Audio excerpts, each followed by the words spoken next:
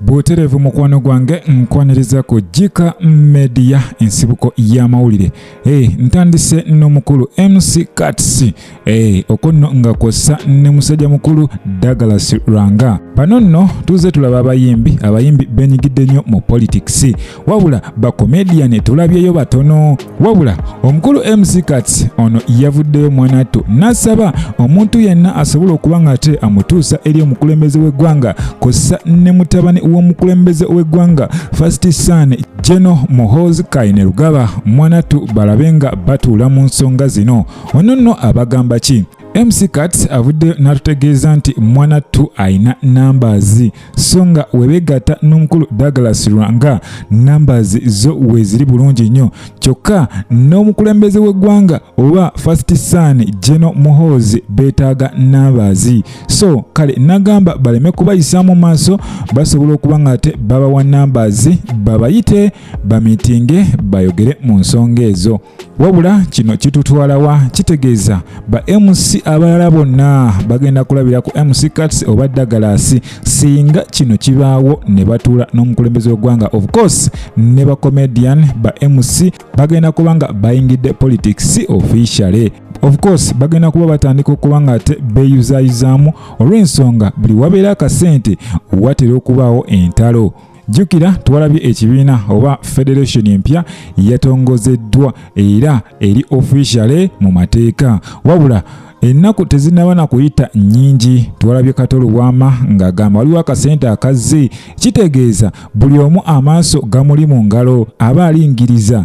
Jukira nti MC Cuts ne omukulu Douglas Lwanga bakavaate wali ku Purple Party bali awo oyima era ekintu kyagendera ddala bulungi nnyo abantu bajjuza era bali awo mu Boma Grounds oyima awo kumpi ekintu bakikuba era bagambye Museveni atule mu nsonga eyo balabike nga basinkana. Of course sebarisizaayo emabegakaawo nabawa story y'omukulu Crystal Panda weyavaayo n'alumba abayimbi n'abagamba beebereremu ye tagaananga kukuba nnyimba zaabwe. Kati nnono azzeemu n'ategeeza nti gwe wenna omuvubuka oli mu music industry olina kyonna ky'okola. Ono nno agambye mwanattu weekuume tobeera nnyo ku bakazi tobeera nnyo ku sugar mami genda maaso ogobe ekirooto kye era n'atugamba mu butuufu ye yatandika okukola ku TV bw'atyo n'anoonya ekintu kirala kyayinza okuzzaako era ono asobola bulungi okukola voice over era tumulabye ku events ez'amaanyi nga zo hostinga tumulabye mu masomero nga aperforminga ng'omuyimbi kitegeeza is more talented. Kale akubiriza omuvubuka yenna mwanattu osooke oconcentrating ku ssente okola akasente ko abakazi bagenda kujja bakunoonye. Of course woba ne ssente mukwano gwange weetuusako buli kyoyagala yadde nga love yotegulwa. Of course oyinza okubeera ne ssente naye nga abajja okubeera mu mukwano naawe bakwagalako ssente olumala zirya ne ziggwawo mwanattu ne bakumamu. Kale nno n'eyo nsonga ate oluusi nfundako n'ofuna omukyala ng'embeera tennatereera so ne mujja nga mumanyidde ebintu bw'atyo naaba ng'asobola okukugumira nga weeziri nga teziriiwo wabula wakusanga ng'olina akasente wekakugwako muganda wange onyumizaako n'abeeri. Of course wetweyongere mu maaso musajja mukulu eyavaayo n'akola audio mwanattu ng'alaga obutali bwenkanya ng'asaba ba judges oba gavumenti eveeyo eyongeze ku musaala gw'aba judiciary drivers era bano gavumenti yatunudde mu nsonga zaabwe bw'atyo neerinyisa omusaala gwabwe. Wabula musajja mukulu no ye eyalikodinga audio eno yakwatibwa. Jukira nti ono yagenda maaso n'atiisatiisa okutta jjaaji. Of course ku poliisi ogwo guba musango gwennyini otiisatiisa omuntu era wenjogerera essaawa zino ye Stanley akuumibwa ku poliisi wali ku Central Police Station awo e Kampala awo nno wenkujjayo eyo nkututte ew'omukyala Kapakaati. Jukira ono avudde emabegakaawo ng'ajja akyokoza Martha Mukisa nga watagenda kikubate ku concert ye wabula Martha Mukisa yakimaliriza. Congratulations to Martha Mukisa kyonna ekyabaddewo kyekyo because tusobola kumujjajinga nnyo kubanga muyimbi atandika obutandisi waba yasobodde okukola ekyo kye yasobodde. Kati nno Kapakaati ono agenze maaso mwanattu n'alabika ng'ate ayingidde officially mu management empya. Jukira ono yavudde mu management ye era nga ssaawa zino atwalibwa omukulu Kama Ivan ono yavaayo nnyo mu biseera bya Fikfamaker era nga awo nno twatandika okuwira kama Ivan nga w'amaanyi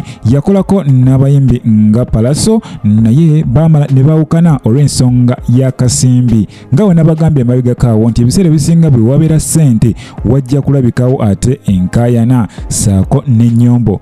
Of course mu nsi eno ekyawula abantu bakazi na ssente bye bintu bikyasinze okuba nga te byawula abantu. Notuka ekiseera nga weetamu omuntu just lwakuba yakuluma ssente zo oba nga yakubbako omukyalawo gw'oyagala. Jjukira nti kama Ivan ono tali yekka, yegatta ne manager eyali manager wa Fefe Busi omukulu amanyiddwa nga Alafati, era bano basalawo begatte bakole ekintu eky'amaanyi. Kitegeeza obanga okwatiddwako bamanager babiri balambirira mukwano gwange ebintu singa bigaana otterera music gwe just oba oyina ebizibu byo. Era kati uwenjogerera management yene empya etwaliwa omukulu kama Ivan kw'ossa ne Arafat, omuyimbi waabwe asoose okuba nga ate asayiningibwa ye mukyala Kapakati. So katubagalize bisima byokka byokka. Jjukira emabegakaawo Kapakati yali avuddeyo nga tugamba ye okuyimbira ku kivulu kye olina otteeka wali akakadde.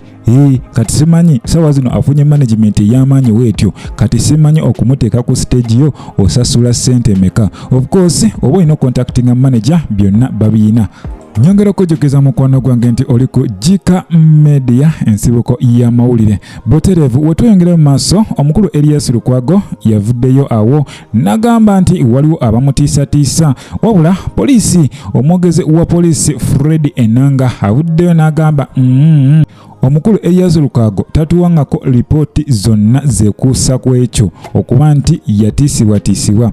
Elias Lukwago agamba nti State Minister ow'ekibuga Kampala amanyiddwa omukulu Kawiye agamba yamusindikira ka message ku WhatsApp wabula kaali kamutiisatiisa, naye poliisi yegamba tabawanga ku information bwetyo. Era Elias Lukwago yagenda ku social media n'atandika okugamba yeetaaga security olw'ensonga amakubo gajjuddemu ebinnyanya, so biyinza omutuusaako obuzibu, so bw'atyo n'asaba obukuumi.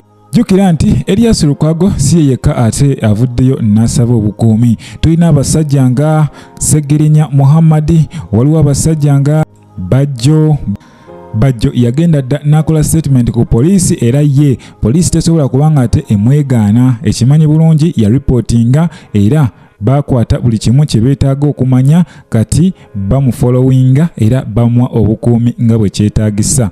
Era awo wenkugambira gwe mukwano gwange, singa ofuna omuntu yenna akwegezaamu oba akutiisatiisa, munnange tolwawo, genda otuukire poliisi so that singa ofuna obuzibu poliisi ebaako niwetandikira okunoonyereza. Naye omuntu osobola ofuna obuzibu mu butuufu nga poliisi temanyi ani gw'oyinako kakuku, ani yasembeyo okwogera naawe, ani gw'osuubira okuba nga ate asobola okutuusako ekyo. So awo nno wekibeera ekirungi n'oyitako ku poliisi n'ogamba nti na neiba wange naye kuva bwe nagula poloti eri ekyemmanga ennaku zino antunuulira bubi, poliisi n'ekimanyako.